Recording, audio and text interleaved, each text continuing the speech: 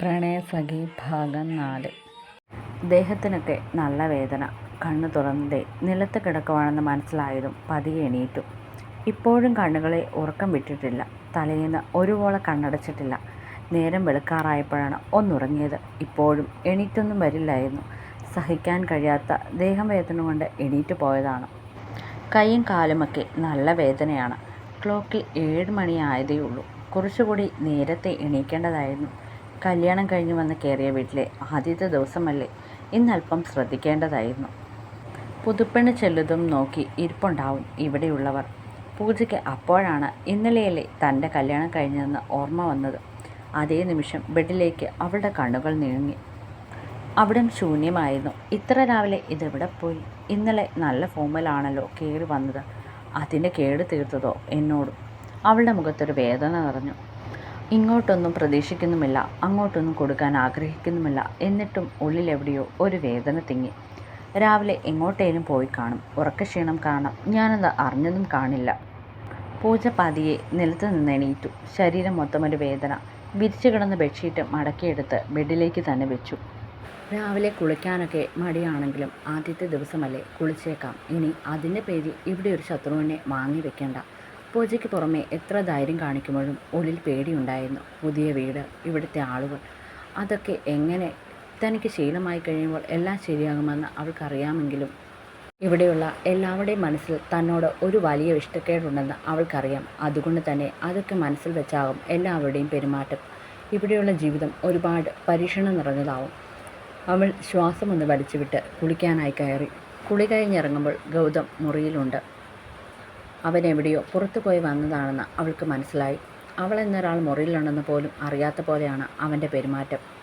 അവളും അവനെ ഗവനിക്കാതെ തൻ്റെ കാര്യങ്ങളൊക്കെ ചെയ്ത് പതിയെ മുറിക്ക് പുറത്തേക്ക് ഇറങ്ങിപ്പോയി.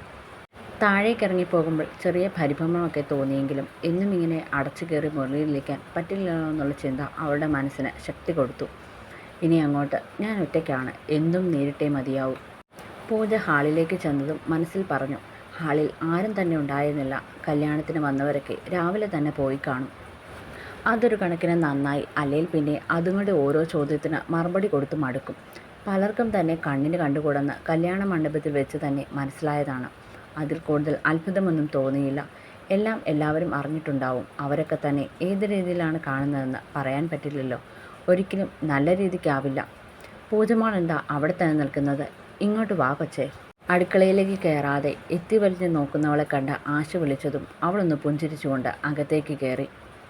ഇങ്ങോട്ട് കയറി വരാതെ അവിടെ തന്നെ നിന്നെന്തായിരുന്നു ഒരാലോചന? ഒന്നുമില്ല അമ്മേ, ഞാൻ ചുമ്മാ. വന്നവരൊക്കെ പോയി മോളെ, അവരൊക്കെ രാവിലെ തന്നെ പോയി. നിങ്ങൾ ഉറങ്ങുവാണെന്ന് കരുതിയ ആരും വിളിച്ച് യാത്ര പറയാനത്. ഇന്നലെ കിടന്നപ്പോൾ തന്നെ ഒരുപാട് വൈകിയില്ലേ? കിടന്നതിൻ്റെ കാര്യമൊന്നും പറയാതിരിക്കുന്നത് നല്ലത്. നടുവിനൊന്ന് കൈ താങ്ങി മനസ്സിൽ പറഞ്ഞവൾ. എന്താ മോൾക്ക് നടുവേദനയാണോ? അവിടെ നിൽപ്പ് കണ്ട് ആശ പെട്ടെന്ന് ചോദിച്ചു. ഏയ് ഇല്ലമ്മേ. എന്തേലും ഉണ്ടിൽ പറയണം കേട്ടോ. മോളുടെ വീട് തന്നെയത്. അവളൊന്ന് മൂളി ചെറിയൊരു പുഞ്ചിരിയോടെ. അവിടെ രാവിലെ ചായയാണോ കാപ്പിയാണോ പതിവ്? ഇവിടെ ഞങ്ങൾക്ക് എല്ലാവർക്കും ചായ മതി. അവിടെ കാപ്പിയാമേ. ഇടയ്ക്കൊക്കെ ചായയും കുടിക്കും. മോൾക്ക് ഏതാ ഇഷ്ടം? എനിക്ക് ഏതായാലും കുഴപ്പമില്ല, കുടിച്ചില്ലെങ്കിലും സാരമില്ല. എനിക്കൊന്നും അങ്ങനെ പറ്റില്ല കേട്ടോ. രാവിലെ ഒരു ഗ്ലാസ് ചായ, അതില്ലാതെ ഒരു പരിപാടി നടക്കില്ല. ഗൗതമിനും അങ്ങനെ തന്നെ. അവളൊന്ന് മൂളുക മാത്രം ചെയ്തു. അവൻ്റെ കാര്യം കേൾക്കുമ്പോൾ പോലും അവൾക്ക് അത്ര താല്പര്യമില്ലായിരുന്നു.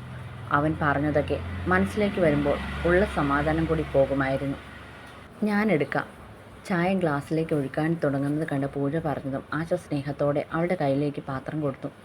പതിയെ പതിയെ അവരോട് ഓരോന്ന് ചോദിച്ചും കണ്ണുമൊക്കെ അവൾ മനസ്സിലാക്കാൻ തുടങ്ങി. ഇനി മുതൽ ഇതാണ് തൻ്റെ വീട്, ഇവിടം വേണം താൻ ജീവിക്കാൻ. ഉള്ളിലിരുന്ന് ആരോ പറയുമ്പോഴും അവൾക്കത് അംഗീകരിക്കാൻ കഴിയുന്നില്ലായിരുന്നു. ഇനിയുള്ള ജീവിതം ഒരുപാട് പരീക്ഷണങ്ങൾ നിറഞ്ഞതാണെന്നും. ഗൗതമിനുള്ള ചായയും എടുത്ത് മുകളിലേക്ക് പോവുകയാണ് പൂജ. ഇതുമായി അങ്ങോട്ട് ചെന്നാൽ മതി. ഇപ്പോൾ തുടങ്ങും ഓരോന്ന് പറയാൻ. എങ്ങനെയും എന്നെ വേദനിപ്പിക്കണമെന്ന് മാത്രമേ അയാൾക്കുള്ളൂ. അമ്മ പറഞ്ഞതുകൊണ്ട് മാത്രമാണ്, അല്ലെങ്കിൽ ഇങ്ങനെയൊരു സാഹസത്തിന് മുതിരില്ലായിരുന്നു. എന്താ മോളെ പെറുപെറുത്ത് പോകുന്നത്? എന്തു പറ്റി? അതച്ഛാ, ഞാൻ ചുമ്മാ. ഗൗതമിൻ്റെ അച്ഛൻ്റെ മുഖത്തേക്ക് നോക്കാതെയാണ് പൂജി മറുപടി കൊടുത്തത്. അച്ഛൻ എന്തെങ്കിലും കേട്ട് കാണുമോ എന്നുള്ള വലായ്മയുണ്ട് അവളുടെ മുഖത്ത്. അച്ഛൻ ചായ കുടിച്ചോ? പെട്ടെന്ന് വിഷയം മാറ്റിക്കൊണ്ടവൾ ചോദിച്ചു. ഇല്ല, കുടിക്കാൻ പോകുക. എന്നാൽ അവന് കൊണ്ട് ചായ കൊടുത്തോ? ചായ കിട്ടാൻ താമസിച്ചാൽ ചെറുക്കൻ്റെ ഇത്തിരി ദേഷ്യം കൂടും. അയാൾ ഒരു ചിരിയോടെ പറഞ്ഞതും പൂജ തലയാട്ടിക്കൊണ്ട് മുകളിലേക്ക് കയറിപ്പോയി. മുറിയിലേക്ക് കയറി ചെല്ലുമ്പോൾ ഗൗതം എവിടേക്കോ പോകാൻ ഒരുങ്ങുവാണ്. ചായയുമായി മുറിയിലേക്ക് കയറി വരുന്നവളെ കണ്ണാടിയിൽ കൂടി കണ്ടെങ്കിലും അവൻ തൻ്റെ പ്രവൃത്തി തുടർന്നു. പുറത്തേക്ക് പോകാനായി മുടി ചെയ്യുവാണ്. ചായ അവന് കൊടുക്കാനായി കൊണ്ടുവന്നതാണെങ്കിലും അവനോട് അത് പറയണമെന്ന് അറിയാതെ അവൾ നിന്നു. അവനോട് അതെങ്ങനെ പറയുമെന്നറിയാതെ പതുങ്ങി റൂമിൽ തന്നെ നിൽക്കുന്നവളെ അവനൊന്ന് നോക്കി. എന്താ? കുറച്ചു നേരത്തെ നിശബ്ദതയ്ക്കൊടുവിൽ അവൻ തന്നെ ചോദിച്ചു. അത് ചായ തരാൻ അമ്മ പറഞ്ഞു. ഓ, അതിനാണോ ഇത്രയും കഷ്ടപ്പെട്ട് ഇവിടെ നിന്നത്? ആ കപ്പ് അവിടെ വെച്ചേക്ക്, അവൻ ഗൗരവത്തിൽ തന്നെ പറഞ്ഞു.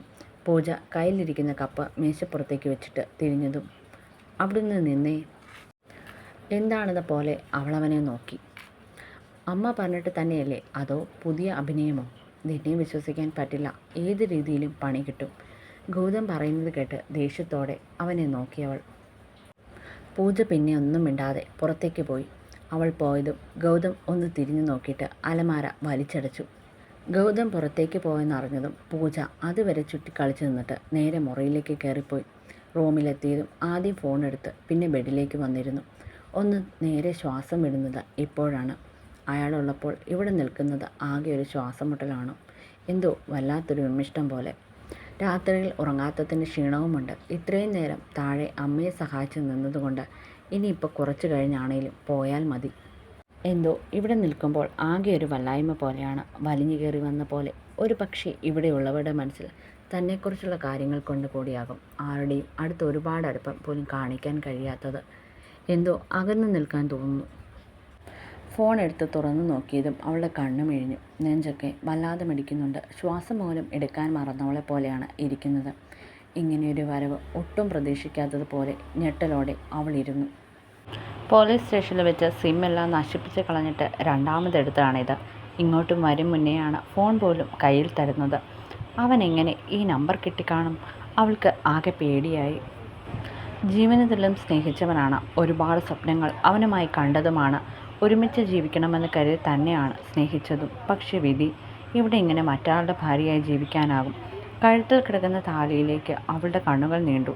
പ്രത്യേകിച്ച് ഒന്നും തോന്നുന്നില്ലെങ്കിലും ഇപ്പോഴുള്ള അവൻ്റെ വരവ്, അതിലെന്തോ പൂജയ്ക്ക് വല്ലാത്ത പേടിയാണ് തോന്നിയത്. എനിക്കൊന്ന് കാണണം, അതായിരുന്നു വാട്സപ്പിൽ വന്നിരിക്കുന്ന മെസ്സേജ്. അതിനു താഴെ സ്ഥിരം ഉപയോഗിക്കുന്ന കോഡ് ഭാഷ വെച്ചാണ് അവൾക്ക് ആളെ മനസ്സിലായത്. സ്നേഹിച്ചു തുടങ്ങിയ നാൾ തൊട്ടേ പരസ്പരം പറഞ്ഞു വെച്ചതാണ് ഇങ്ങനെയൊരു കാര്യം.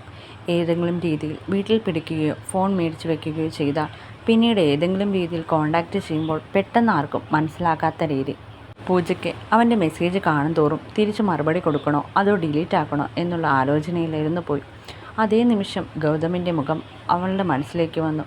അവൾക്ക് വല്ലാത്ത പേടി തോന്നി. ഫോൺ ബെഡിലേക്ക് വെച്ചു. കല്യാണത്തിന് ഒരു ദിവസം മുന്നെയെങ്കിലും അവൻ തന്നെ തേടി വന്നിരുന്നെങ്കിൽ ആഗ്രഹിച്ച് അതിനായി പ്രാർത്ഥിച്ചിരുന്നു. പൂജയുടെ കണ്ണുകൾ നിറഞ്ഞു. ആരെയും കുറ്റം പറയാൻ പറ്റില്ല. ഇങ്ങനെയൊക്കെ ആവണമെന്നായിരിക്കും വിധി. മറുപടിയൊന്നും കൊടുക്കാതെ പൂജ മെസ്സേജ് ഡിലീറ്റാക്കി. ഇപ്പോൾ താൻ ഒറ്റയ്ക്കല്ല, ഒരാളുടെ ജീവിതത്തിലേക്ക് വന്നിരിക്കുകയാണ്. അതും ഒരുപാട് പ്രശ്നങ്ങൾക്കൊടുവിൽ. ഇവിടെ സൂക്ഷിക്കണം. തിരികെ വീട്ടിലേക്ക് പോലും പോകാൻ കഴിയില്ല. സമൂഹത്തിന് മുന്നിൽ താനിപ്പോൾ ഒരു ഭാര്യയാണ്. ചന്ദ്രോത്ത് ഗൗതമിൻ്റെ ഭാര്യ. ആ കാര്യം മറന്നുകൊണ്ട് ഒന്നിനും പോകരുത്. എന്തൊക്കെയോ ആലോചിക്കുമ്പോൾ തലയ്ക്ക് ഭ്രാന്ത് പിടിക്കുന്ന പോലെ തോന്നിയവൾക്ക് അതേസമയം ഗൗതമനോട് ദേഷ്യവും. അവൻ ജീവിതത്തിലേക്ക് വന്നതുകൊണ്ടല്ലേ ഇങ്ങനെയൊക്കെ സംഭവിച്ചത്? അല്ലെങ്കിൽ ജീവിതം ഇങ്ങനെയൊന്നും ആകില്ലായിരുന്നു. കുറച്ച് കാത്തിരുന്നാലും കിരൺ തന്നെ തേടി വരുമായിരുന്നു. അവൻ്റെ സാഹചര്യം എന്താണെന്നറിയില്ലല്ലോ. പൂജയുടെ മനസ്സിൽ അരുതാത്തത് പലതും കയറുവെന്നെങ്കിലും പെട്ടെന്ന് അവൾ കണ്ണുകൾ ഇറക്കിയടിച്ച് തുറന്നു. ഒന്നും ഇവിടം കൊണ്ട് അവസാനിക്കാൻ പോകുന്നില്ലെന്ന് അവളുടെ മനസ്സ് പറയുന്നുണ്ടായിരുന്നു. അതിനാൽ അവളുടെ ഹൃദയം അതിവേഗം മിടിച്ചുകൊണ്ടിരുന്നു. ഇനി അങ്ങോട്ട് മുന്നോട്ടെടുക്കുന്ന ഓരോ സ്റ്റെപ്പും വളരെയധികം സൂക്ഷിച്ചു വേണമെന്ന് പൂജയ്ക്കറിയാം. അല്ലെങ്കിൽ തകരുന്നത് തൻ്റെ ജീവിതമായിരിക്കും. തൻ്റെ മാത്രമല്ല, തനിക്ക് ചുറ്റുമുള്ള പലരും അത് കാരണം വേദനിക്കേണ്ടി വരും. പൂജ മനസ്സിൽ കരുതി. തുടരും. സ്റ്റോറി ഇടാൻ 2-3 ദിവസം ലേറ്റായി. കുറച്ച് മടി പിടിച്ചു പോയി, അതുകൊണ്ട് എഴുതാൻ പറ്റിയില്ല. എല്ലാവരും ക്ഷമിക്കണം. ഇനി എന്നും ഇടാം. ഇവിടെ ഭയങ്കര മഴയാണ്, അതുകൊണ്ട് 2 തവണയായിട്ടാണ് സ്റ്റോറി എഡിറ്റ് ചെയ്തതും വോയിസ് കൊടുത്തതൊക്കെ. അതിൻ്റെ ഒരു ചെറിയ പ്രശ്നമുണ്ട്, ക്ഷമിക്കണം. കാത്തിരുന്ന് വായിക്കുന്ന എല്ലാവരോടും ഒരുപാട് സ്നേഹം. കമൻ്റ് ഇടാൻ മറക്കരുത്. കമൻ്റ് ഇടുന്നവർക്ക് തിരിച്ച് ഞാൻ മറുപടി ഇടുന്നതാണ്. അടുത്ത പാർട്ടുമായിട്ട് ഉടനെ വരാം. സ്നേഹത്തോടെ.